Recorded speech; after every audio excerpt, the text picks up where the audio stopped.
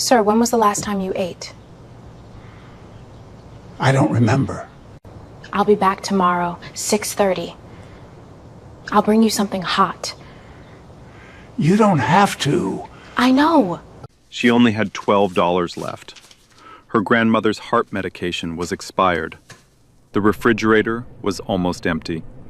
And yet she still cooked breakfast for him. Lena, we have nothing left. Grandma needs her medicine. And you're out here giving our last bit of food to a stranger. He has no one, Terrence. No one. If I don't feed him, who will? She was fired for being late.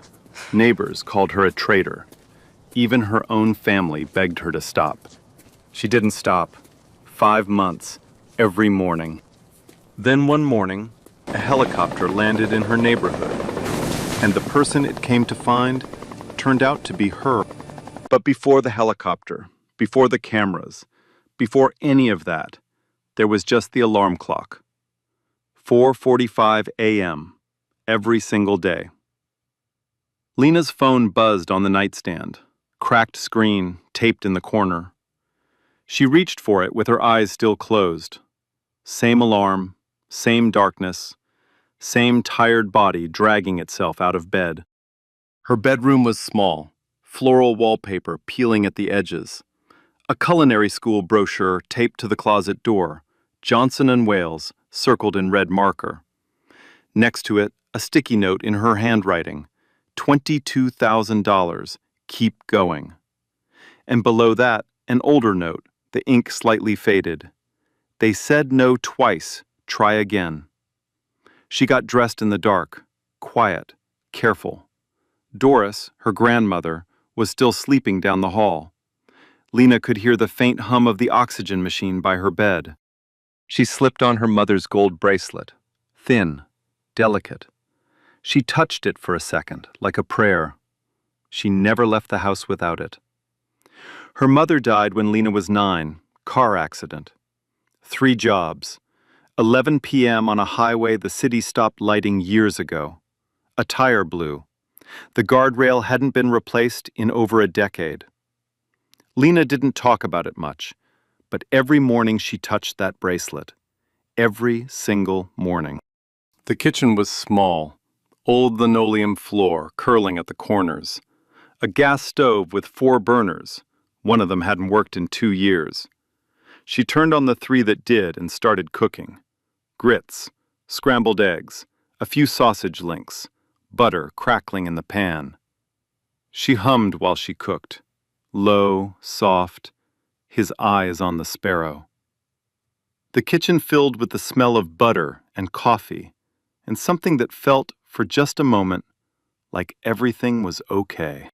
She plated Doris's breakfast, covered it in foil, left a note on the table. Took your meds out, appointment at 2. Love you, baby. Under the note, a reminder to herself. Call pharmacy. They shorted the heart pills again. 3rd time in 4 months. She ate standing up, leaning against the counter, scrolling her phone. She opened her bank app. $1,243.06. 6 months ago, it was $3,800. Then Doris's blood pressure spiked, and she spent 3 days in the hospital. Then the heart medication went up, $180 a month, no generic available. Then the insurance company denied the follow-up cardiology appointment. Not medically necessary, they said, for a 74-year-old woman with a heart condition. Lena appealed, denied, appealed again, still waiting. She did the math. At this rate, culinary school was 3 years away, maybe 4. She put the phone down, didn't cry, rinsed her plate, picked up her keys. The Griddle was a no-frills breakfast diner 6 blocks from her house. Lena had worked there for 2 years. Prep shift.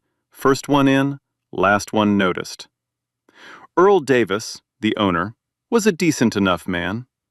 Decent in the way people are decent when they never actively hurt you, but never actively help you either. He paid her $11.50 an hour. No benefits, no raises. Lena prepped biscuit dough, chopped onions, portioned out bacon, same routine, same station, same silence. But here's the thing nobody talked about. 6 months ago, Lena quietly changed the biscuit recipe. She adjusted the buttermilk ratio, added a touch of honey, switched to a higher fat butter. Small changes, invisible to anyone watching. Biscuit orders tripled. Earl noticed. He put up a handwritten sign in the window. Earl's famous buttermilk biscuits. He never asked Lena, never credited her, never even mentioned it. And last month, the head cook position opened up. Lena asked for it. Straight, direct, polite. Earl rubbed the back of his neck. Look, Lena, you're great back here. But the kitchen, front-facing, customers are used to a certain look. I gotta think about the business. He hired Brad Wallace instead. 24, white, 6 months of cooking school. Couldn't tell kosher salt from table salt. Lena trained him. 2 weeks. She taught him her systems, her timings, her shortcuts. She was still making $11.50. Her coworker Nina leaned over during prep. You still saving for that school? Lena shrugged. Trying. Nina shook her head. Girl, you cook better than half the chefs on TV. It ain't fair. Lena smiled, didn't answer. She pocketed her tips, $14 in cash, and drove home. Doris was at the kitchen table, 3 envelopes open in front of her. She tried to slide them under a magazine when she heard the door. Too slow. Medical bills. I told you, I'll handle it, Doris said. Grandma. 1 word. That's all Lena said, but it carried everything. I see the bills. I know you can't pay them. I know it's on me, and I'll figure it out. Doris looked at her. Really looked. You look tired, baby. I'm fine. You always fine. That's the problem. Doris paused. Her voice got quieter.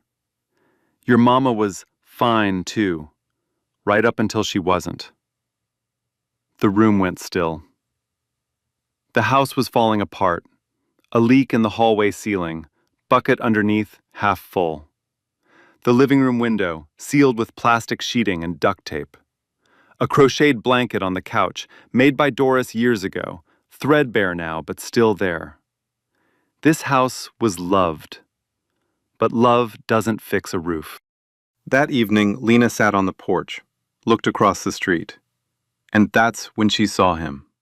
The smallest house on the block, a porch light flickering on and off. And a man, old, white, alone, sitting in a wooden chair, staring at nothing. But what Lena didn't know yet, what nobody on Belmont Street knew, was that the man sitting in that chair had once built an empire and lost everything that made it matter. She'd seen him before, sitting there, every morning. But it wasn't until the rain that she actually looked at him. His name, not that anyone knew it, was Edmund. No last name offered, no backstory. Just an old white man who moved into the smallest house on Belmont Street 5 months ago. Paid cash. No furniture delivered. No family visiting. No explanation. He sat on his porch every morning at 6:15. Same wooden chair, same pressed shirt buttoned to the collar, same stillness. He didn't wave at anyone. Nobody waved at him. And the neighborhood noticed. Patty Cole, Lena's neighbor, the woman who ran an informal daycare and knew everybody's business, said it plainly over the fence one afternoon. That old man? White man moves into this neighborhood, pays cash, no furniture? Girl, you know what that means. First it's one. Then it's a coffee shop with $8 lattes. Then the rent goes up and we're all gone. I seen it happen on 4th Street. I seen it happen on Graham Avenue. I ain't watching it happen here. Patty wasn't paranoid. She was experienced. Gentrification had already swallowed 3 black neighborhoods in Charlotte in the last decade.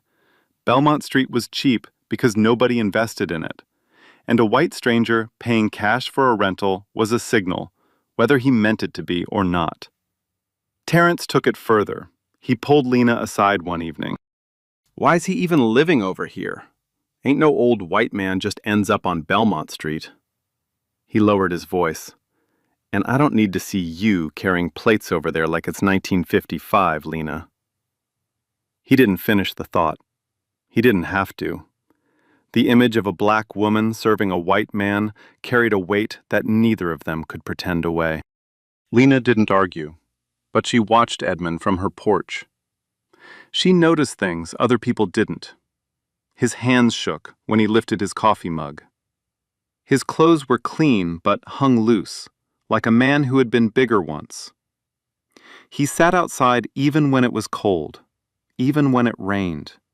He never went anywhere. Nobody ever came. She thought, he's not a developer. He's just alone. And I know what alone looks like. But she kept her distance. Until the Thursday, everything changed.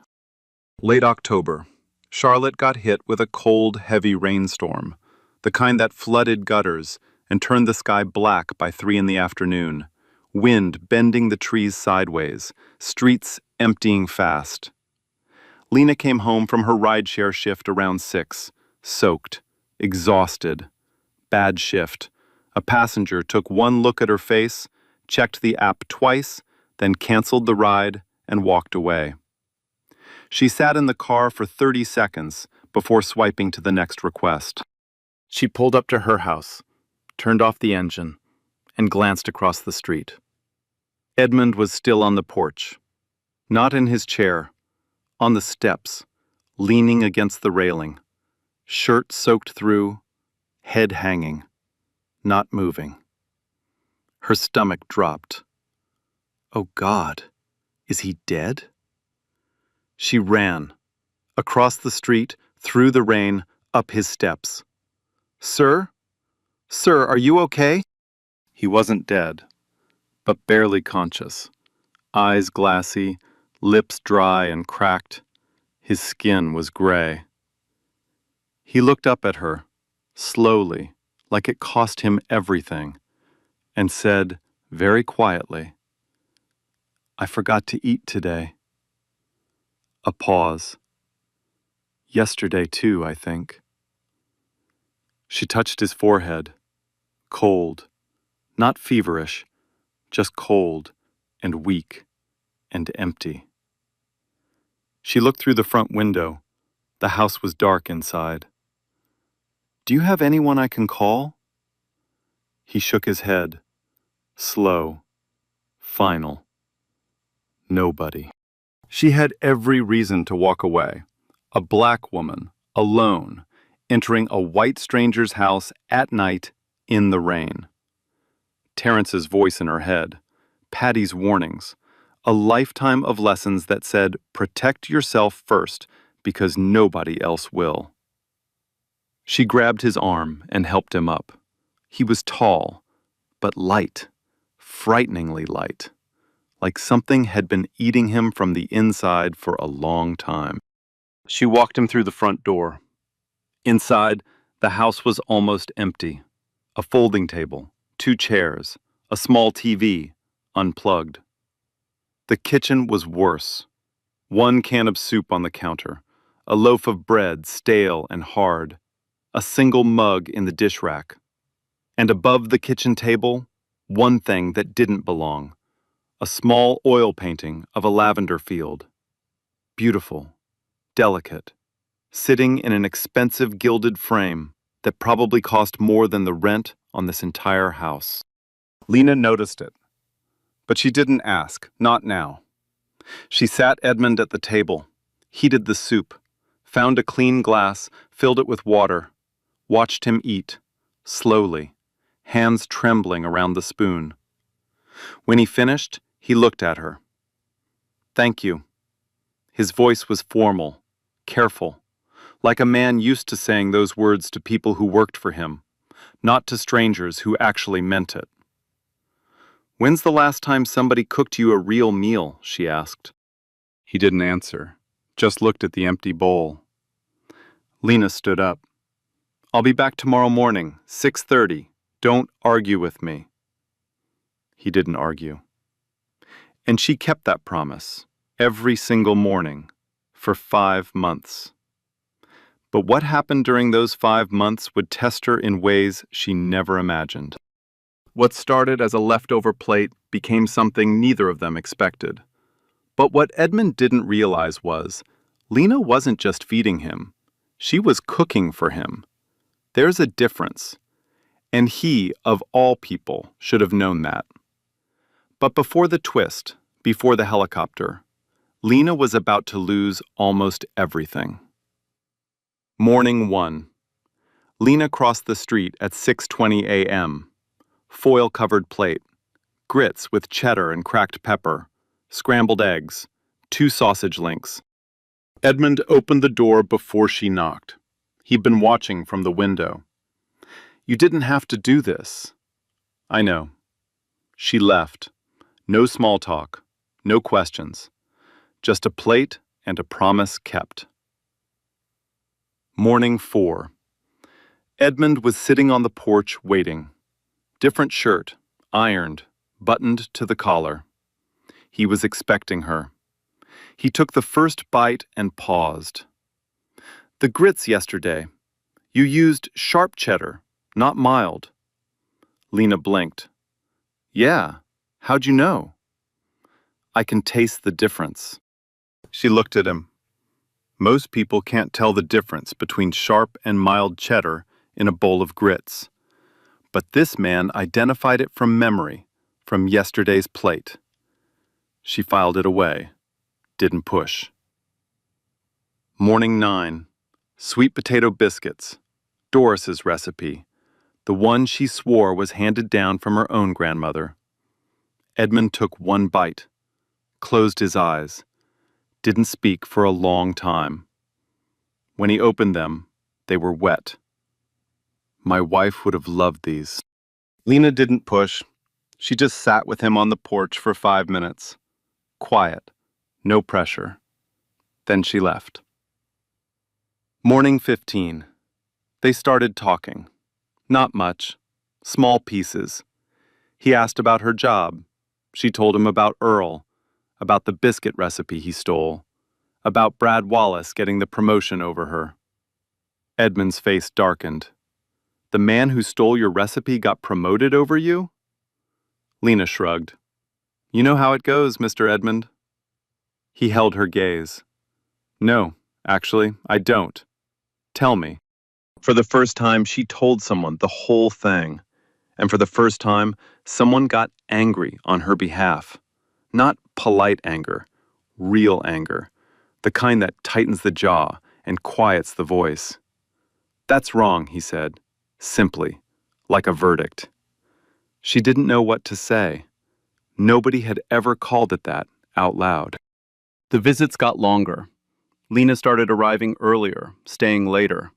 She brought 2 plates, one for Edmund, one for herself. They ate together on the porch. Morning light, coffee steam, the sound of the neighborhood waking up around them. Edmund opened up in fragments, never the full picture. He mentioned the business, but never named it.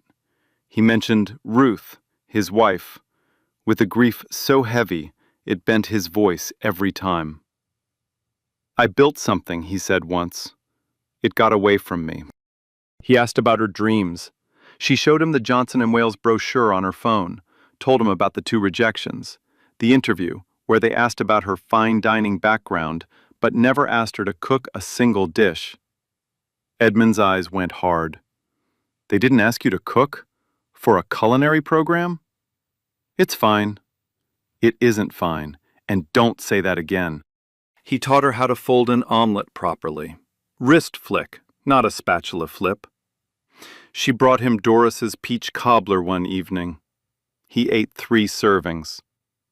She caught him waiting on the porch at 6:10 one morning, 5 minutes before she usually arrived, pretending he hadn't been watching for her. One morning she reached across the table to hand him a napkin. That's when she noticed his cufflinks up close. Gold, ornate, a sweeping letter C, engraved in a style that looked almost like a logo. "Those are real pretty," she said. "Family heirloom?" Edmund looked down at them. Something flickered across his face, pride and pain at the same time. "Something like that." He buttoned his sleeve over them. Subject closed. Lena clocked it, didn't push, but she remembered. Then one night, everything almost ended. 2 a.m., a crash from Edmund's house, glass breaking. Lena bolted upright in bed, ran across the street barefoot, in her pajamas.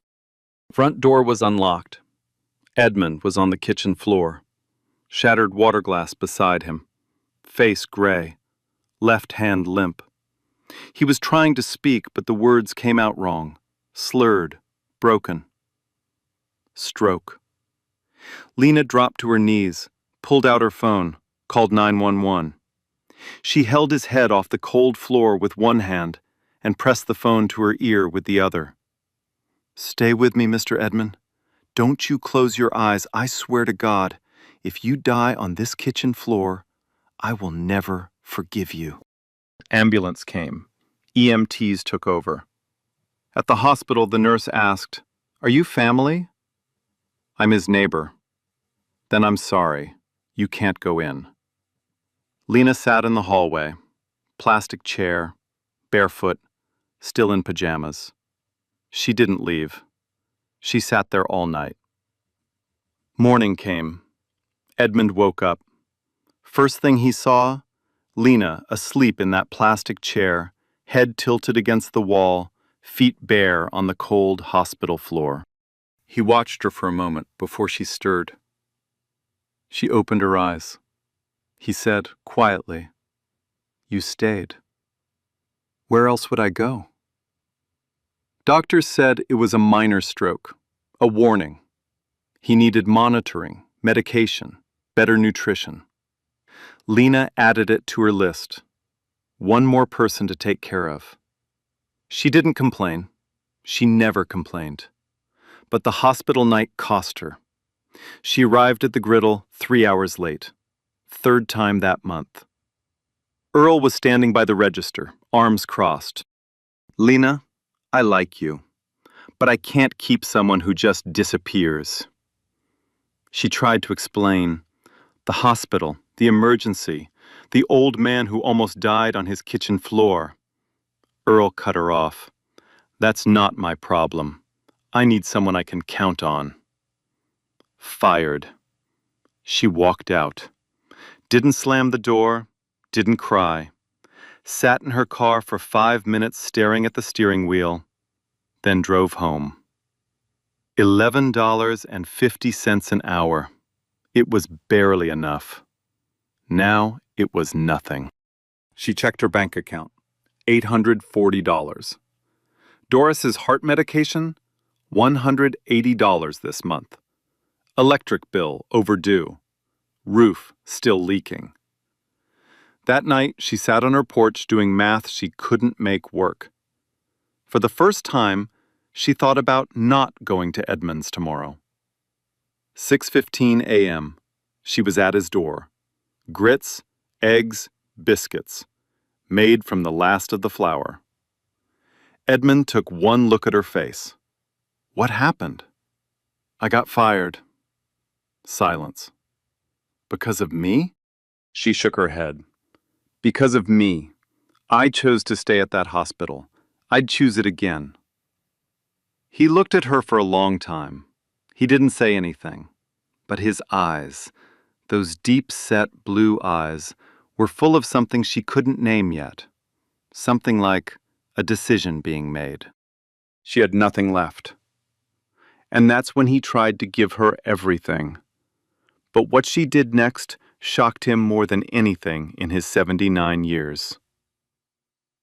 But the worst wasn't over, not even close. 1 week after losing her job, Lena came home from a rideshare shift to find Doris on the kitchen floor, eyes closed, breathing shallow. The blood pressure monitor on the table was flashing red, 198/112. Grandma, Grandma, can you hear me? Doris's eyes fluttered. She tried to speak. Couldn't. Ambulance. The second time in a month Lena had ridden in the back of one.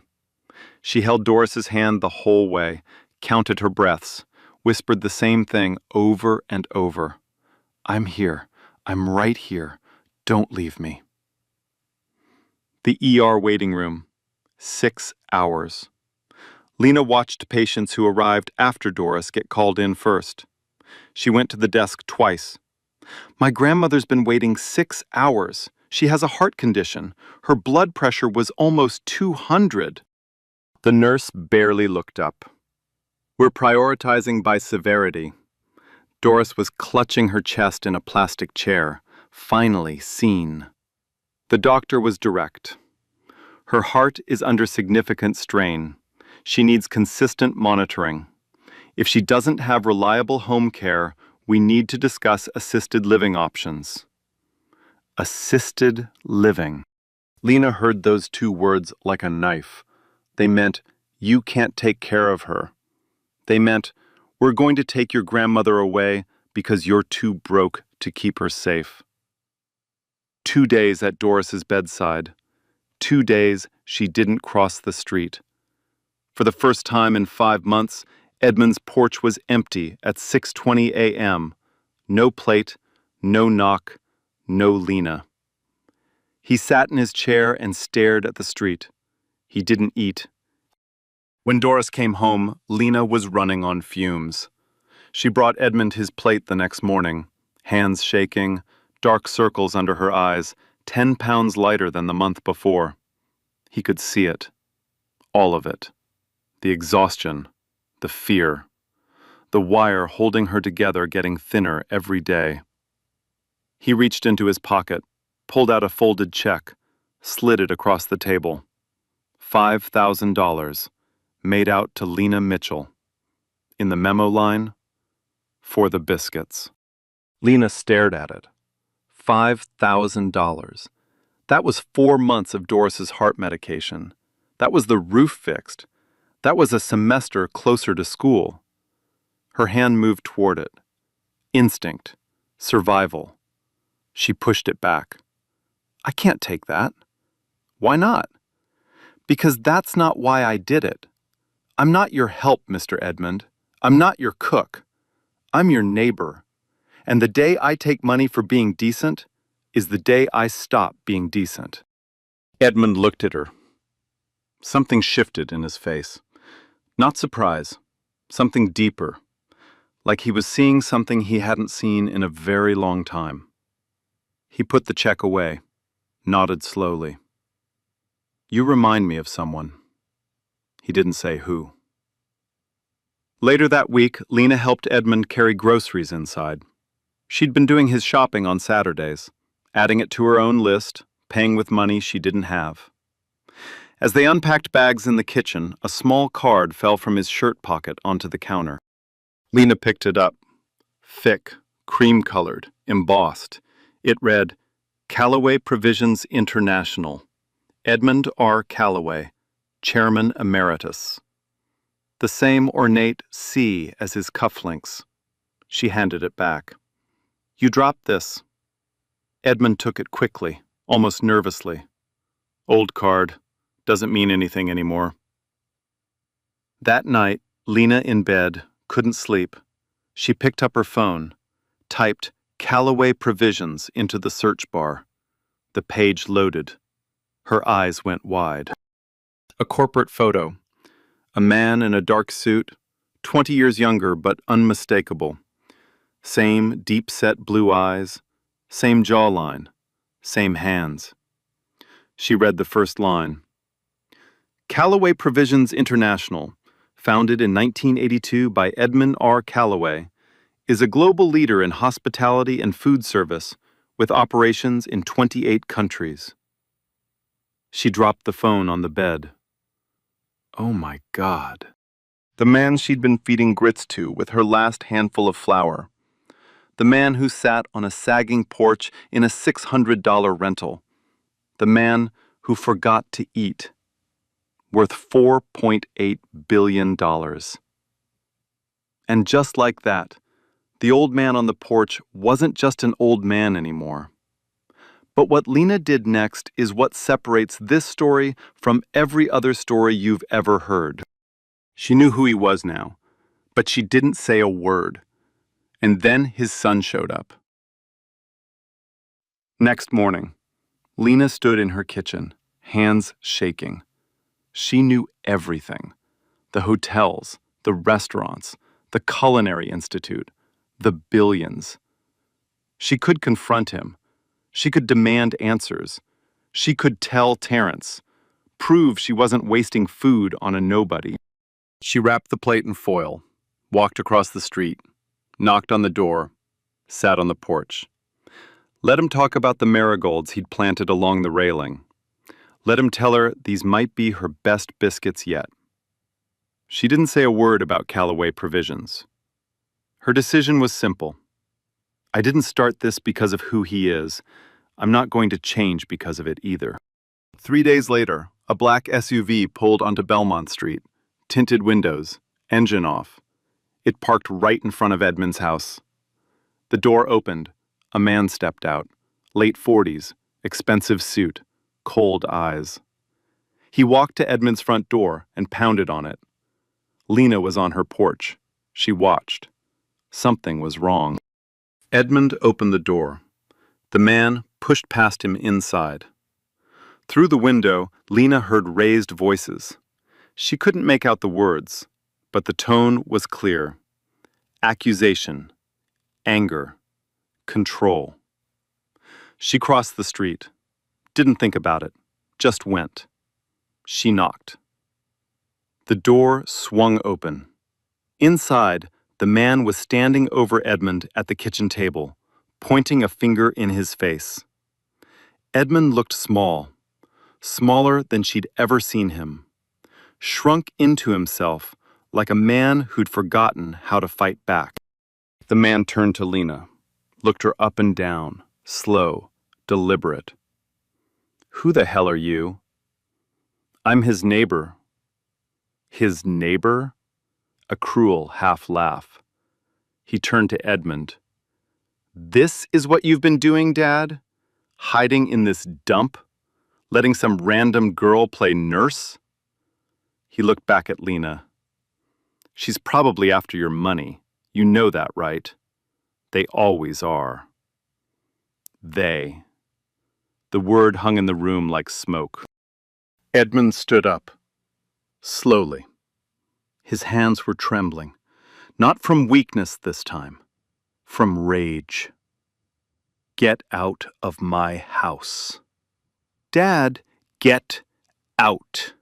You don't get to walk in here and talk about the only person who's given a damn about me in 18 months. You didn't call. You didn't visit. You didn't even look. She did. Every single morning. So get out of my house, Scott. And don't come back until you learn what she already knows. That people matter more than money. Scott left, slammed the door. The SUV peeled away. Lena stood by the counter, quiet, hands gripping the edge. Edmund sat back down. He looked at her. I'm sorry you heard that. Are you okay? Sit down. Eat breakfast. They ate in silence, but something had shifted. She protected him. He defended her. They weren't just neighbors anymore. But Scott Callaway wasn't done. And what he did next turned the entire neighborhood against Lena.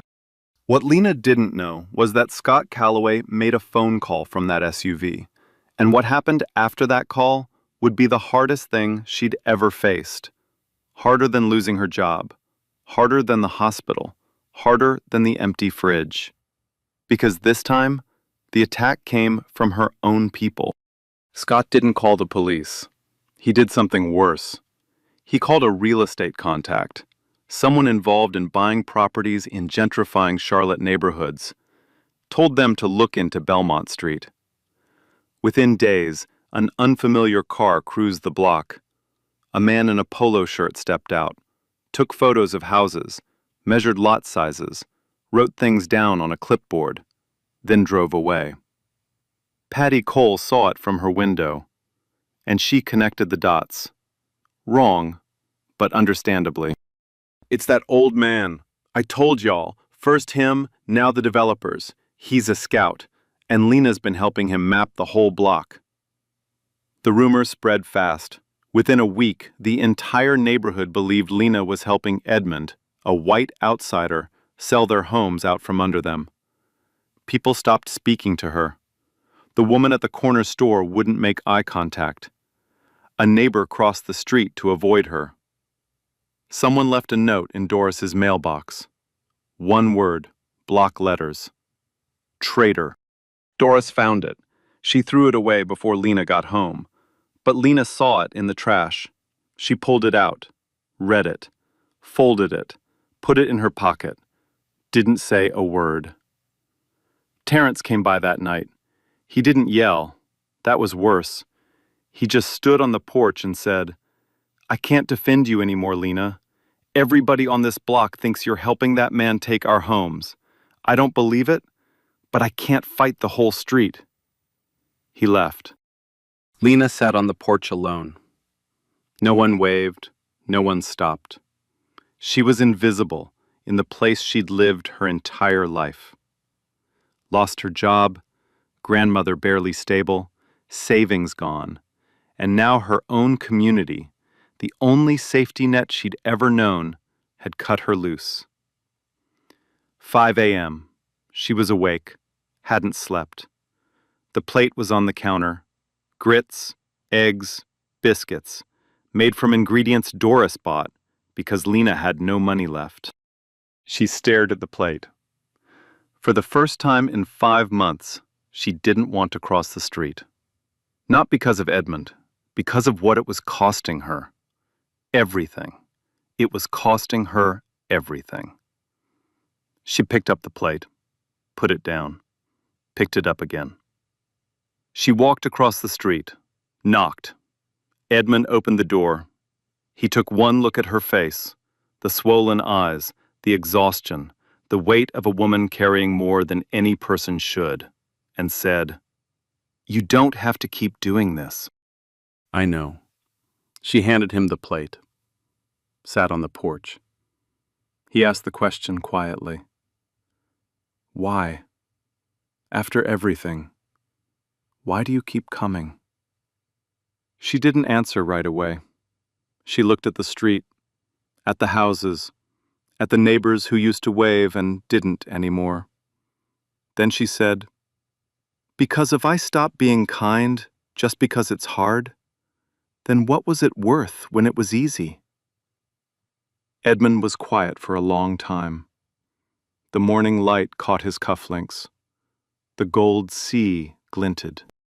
Then he said, "Lena, there's something I need to tell you." He told her everything. Callaway Provisions International. 50 years building it from a single diner in Roanoke, Virginia. Hotels, restaurants, a culinary institute, a supply chain that fed millions. His wife, Ruth, the reason he built all of it. The cancer that took her 18 months ago. The grief that swallowed him whole. His children, Scott and Diane, who sided with the board during a restructuring dispute. They froze him out. He stepped down. He didn't disappear because he was poor. He disappeared because he was broken. He gave away the mansion, the cars, kept only 2 things, the cufflinks Ruth gave him on their 20th anniversary, and the painting she bought in Provence on their honeymoon. He came to Belmont Street because it reminded him of the neighborhood where he grew up poor. He wanted to remember what food tasted like before it became a business. "And then you showed up," he said, "with a plate of grits and a backbone made of steel." Lena listened. Then she said, "I already knew." Edmund blinked. You knew? The business card, 3 weeks ago. I looked it up. He stared at her. And you didn't say anything? Wasn't my business. You're still the same man who forgot to eat. She paused. And honestly, my whole life, people find out one thing about me and decide they know my whole story. I wasn't going to do that to you. Edmund didn't speak for a long time. When he did, his voice was rough. That might be the most generous thing anyone's ever said to me. A knock at the door. A man in a dark suit, British accent. Graham Ashford, Edmund's former chief of staff. He'd been searching for Edmund for months. The news was bad. Callaway Provisions was collapsing. The board's expansion had hemorrhaged money, stock down 30%, 3 flagship restaurants closed. The Callaway Culinary Institute was about to be sold to a private equity firm. Sir, the board meets in 10 days. If you don't return, the institute is gone. Ruth's Foundation loses its largest donor. And one more thing. The developers sniffing around Belmont Street? Graham traced it back to Scott. Your son made a call, sir. He's trying to force your hand by threatening this neighborhood. Edmund's face went white, then red. His hands trembled. He looked at the lavender painting above the table. He looked at his cufflinks. He looked at Lena. I'll go back, on one condition. Graham, name it. Edmund didn't take his eyes off Lena.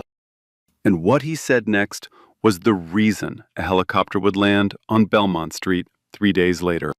Edmund Callaway was about to walk back into a $4.8 billion empire. But he wasn't going alone. He laid it out, slowly, deliberately, the way a man who built an empire from nothing speaks when he means every single word.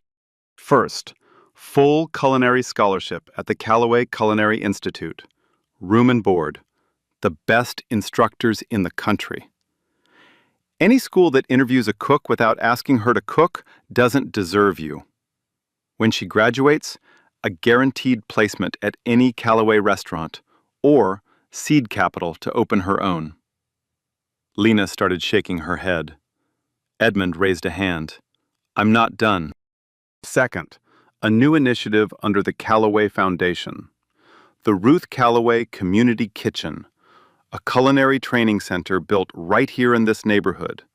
Free cooking classes, job placement, a commercial kitchen local entrepreneurs could use to launch their own food businesses. Named after his wife. Third, Lena as its first director. Not now, after her training, but designed around her philosophy. Food as care, cooking as dignity, the kitchen as the place where people are seen. The doors that were closed to you, you're going to open them for everyone who comes after. Fourth, he was going to kill the Belmont Street development. Personally. My son made that call to punish me. He used your neighborhood as leverage. That ends now. Lena was gripping the edge of the table. Her knuckles had gone pale. Why me? Edmund leaned forward. Because in 50 years of building restaurants, I forgot what cooking is for. You reminded me. Every morning, with a plate of food you couldn't afford. That's not something you teach. That's character. And I will not let it go to waste. She said what she'd been holding back. The thing sitting on her chest since the moment she Googled his name. If I take this, people will talk. They'll say I played you from the start. A black girl from Belmont Street getting a golden ticket from a rich old white man. You know how that story gets told. Edmund held her gaze. Then let the food prove them wrong. Every single plate. A beat. Her voice cracked. My grandma, the medical bills, her heart medication, the roof. Can I? Already handled. Graham has the details. Home healthcare aid starts next week. Not insurance, not a claim to fight. Direct care. Your grandmother will be taken care of. I promise you that. Lena broke. She put her face in her hands and cried. Full, deep, heaving sobs. Not pretty tears, not movie tears. The kind of tears you hold back for months, maybe years, that come out all at once when someone finally says, I see you. Edmund didn't hug her. He wasn't a hugger. He just sat across the table and waited. When she lifted her head, he pushed a napkin toward her. Same gesture, same quiet kindness. The same thing he did the morning she cried over the split plate. She laughed through the tears. You and your napkins. He almost smiled. Almost. But before the helicopter came, Edmund had one more thing to do. He asked Graham to set up a meeting, not at his house, at Patty Cole's, that evening.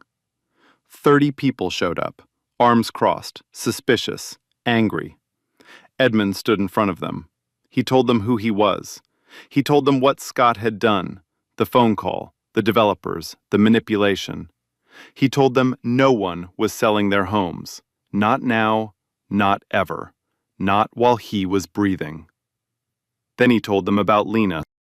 Every morning, every plate. The hospital night in her pajamas, the firing, the empty fridge, the bills she couldn't pay, the check she refused. This girl lost her job, her savings, and your respect, because she was kind to me. She didn't know who I was. She didn't want anything from me. She just saw a hungry person and fed him, and you punished her for it. Silence. Patty Cole put her hand over her mouth. Terrence stared at the floor. You should be proud of her. I've run a company with 10,000 employees. I have never, not once, met anyone with her character. Lena wasn't there. She didn't know any of this was happening. She was at home with Doris, heating soup on the stove. 3 days later, Tuesday, 9 a.m., Lena was on her front porch, Doris beside her, wrapped in a blanket. Terrence on the sidewalk, arms crossed, trying to look unbothered and failing. The sound came first, a low, deep thrum that rattled the window panes. Then the wind. Then the shadow. A helicopter. White, sleek, the Callaway Provisions logo on the side, that same gold C, descended over Belmont Street, landed in the vacant lot 2 houses down. Kids came running from every direction. Patty Cole stepped onto her porch, phone up, recording. Curtains moved in every window on the block. Graham Ashford stepped out first, navy suit. Then Edmund, tailored charcoal suit, standing straight, cufflinks catching the morning sun, the gold sea blazing. He walked straight to Lena, extended his hand, not a hug, a handshake, business partner to business partner. Ms. Mitchell, are you ready? Lena looked at Doris. Doris nodded, tears falling. Go, baby, your mama's watchin'. She looked at Terrence. He was crying, didn't try to hide it. I take it back, everything I said.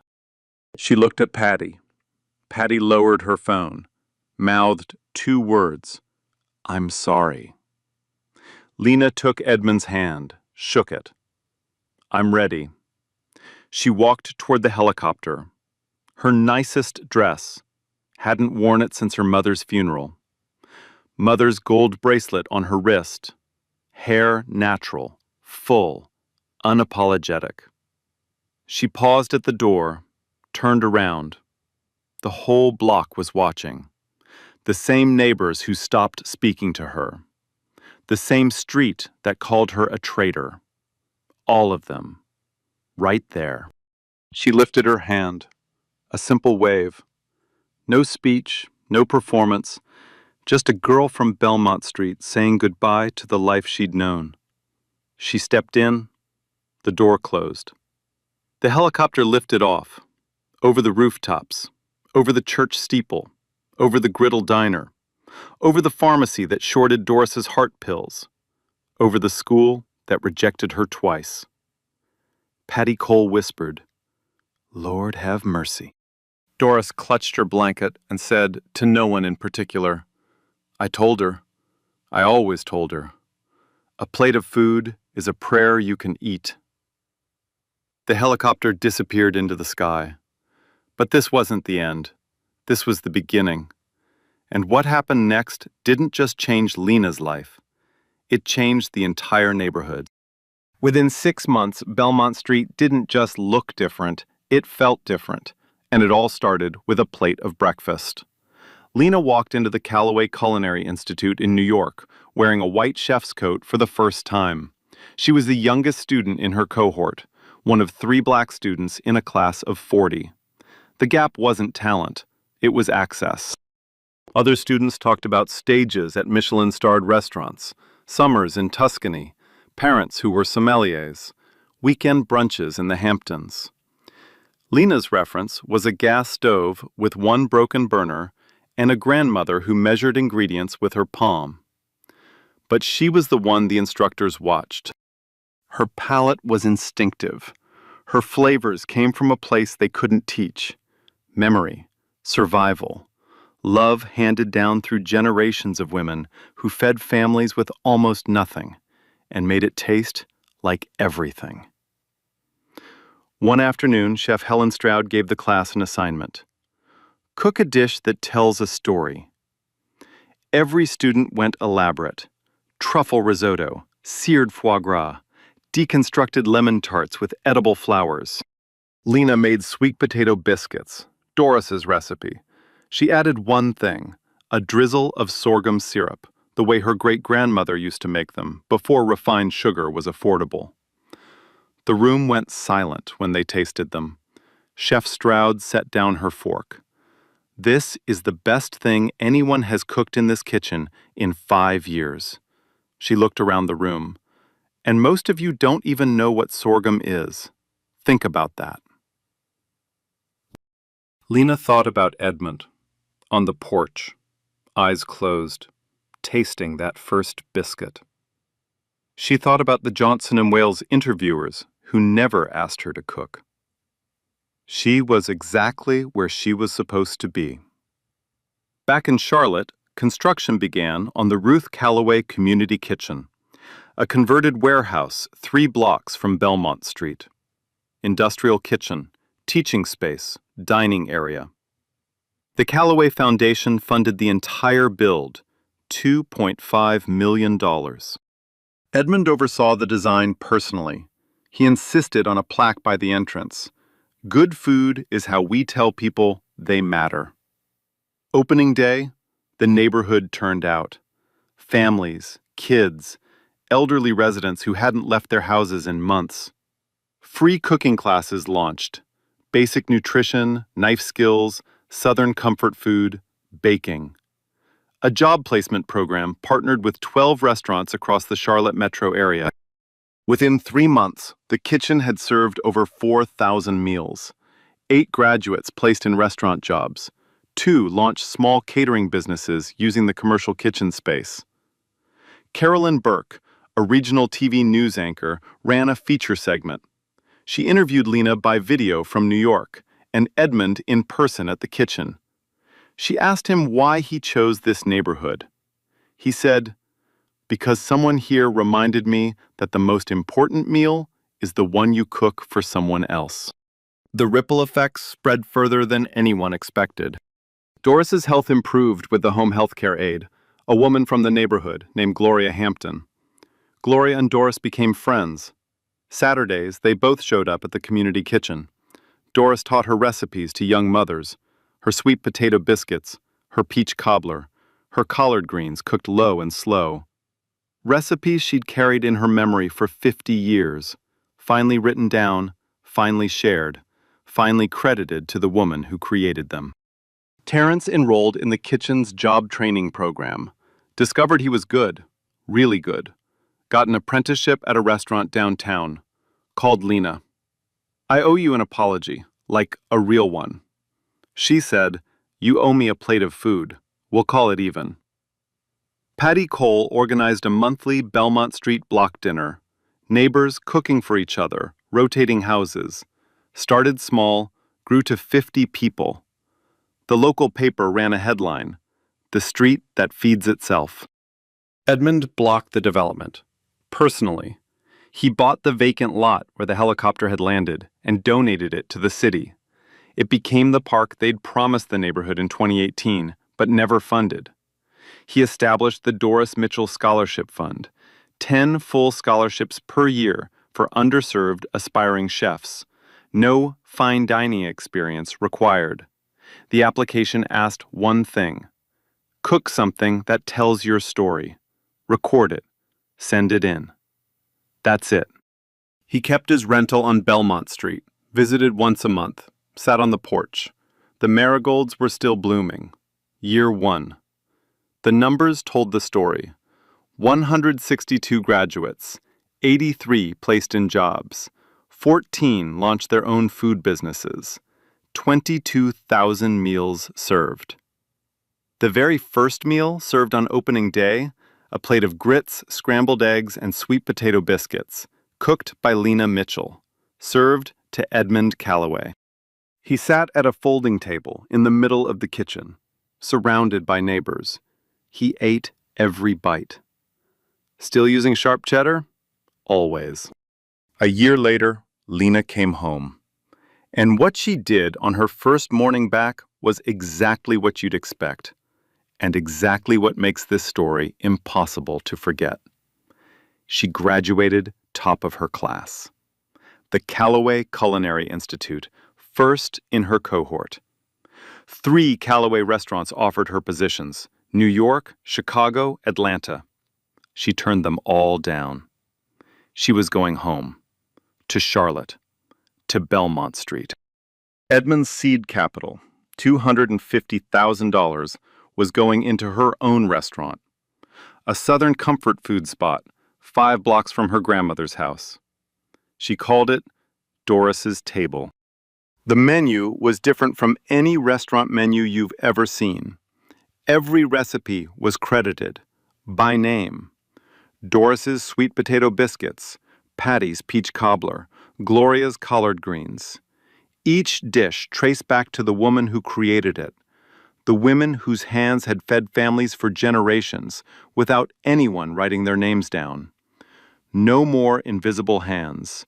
No more Earl's Famous biscuits. She hired from the neighborhood, her kitchen staff, women from Belmont Street, graduates of the community kitchen program, women who looked like her, cooked like her, dreamed like her. She arrived home late at night. The house looked different. Roof fixed, window replaced, porch repainted. But the crocheted blanket was still on the couch. Threadbare. Perfect. Doris refused to throw it away. "That blanket raised you," she said. "It stays." Lena slept in her old bed. The culinary school brochure was still taped to the closet door. She peeled off both sticky notes. $22,000. Keep going. And, "They said no twice. Try again." She put them in her wallet. She'd keep them forever. Not as pain, as proof. 6:15 a.m., Doris's kitchen. The same gas stove with one burner that didn't work. Lena refused to fix it. Some things you don't change because changing them would erase the story of how you got here. She cooked. Grits with sharp cheddar, scrambled eggs, sweet potato biscuits. Same recipe, same kitchen, same humming. His eye is on the sparrow. She wrapped the plate in foil, walked across the street, hair natural, mother's bracelet on her wrist. Edmund's house, marigolds in bloom along the porch railing, the wooden chair, empty, waiting. She knocked. The door opened. Edmund, older, thinner, but upright, pressed shirt, gold cufflinks. He looked at the plate. He looked at her. "You're late. It's 6:20. Some things don't change, Mr. Edmund. She sat on the porch. He opened the foil. They ate together, the same way they always had. No cameras, no helicopters, no audience. Just a plate of food between two people who saved each other. The lavender painting was visible through the window behind them. Lena was wearing her mother's bracelet. Edmund was wearing Ruth's cufflinks. Neither of them was alone anymore. If you stayed till the end, thank you. If this story moved you, if it made you think, even for a second, about who you might be walking past, leave a like, share it with someone who needs to hear it. Subscribe so you don't miss the next one. These stories are everywhere. We just have to look. Let me leave you with this. Anybody can be kind when it's easy, when people clap for you, when it costs you nothing. But what happens when being kind costs you your job, your savings, your friends, when the people you love to tell you to stop, when your own neighborhood turns against you? That's when you find out if your kindness is real or if it was just for show. And most people quit. I'm not joking. It's hard. When helping someone else is pulling you under, it's natural to let go. But the people who don't let go, the ones who keep showing up with a plate of the food, even when their old fridge is empty, those are the rarest people on the earth, and the world doesn't deserve them, but it desperately needs them. So here's my question. If being kind got hard tomorrow, if it cost you something real, could you keep going or would you stop? Be honest with yourself, because the answer to that question tells you who you really are. Like, share and subscribe. Real stories, real justice every week. And remember, if you stop being kind just because it's hard, then what was it worth when it's easy?